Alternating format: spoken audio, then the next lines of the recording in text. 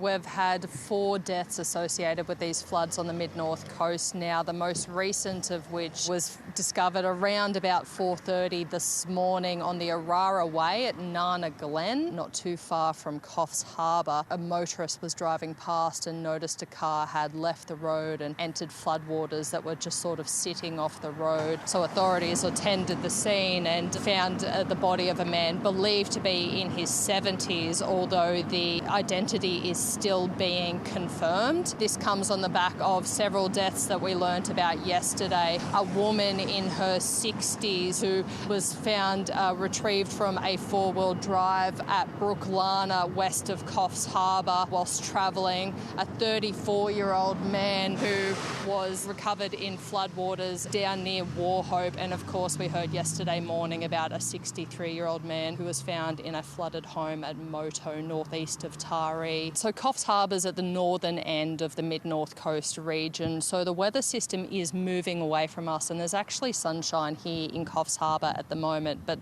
it has been raining, the ground is wet, and the SES are still very busy, still very active, responding to incidents in the wider region. There's something like 2,200 SES volunteers on the ground today, in addition to volunteers and staff with other emergency agencies and members of the ADF contributing to this emergency response. It's been an incredibly challenging couple of days. Towns in the Mid North Coast have had a record amount of rainfall, 400, even in a couple of places upwards of 500 millimetres of rain, which has then of course contributed to those record-breaking floods in some areas. We are still hearing about the risk of renewed river rises as floodwaters make their way downstream. So there is still some risk, and of course as that rain does continue to fall, we'll also see the risk of flash flooding in other areas that have not been as severely affected.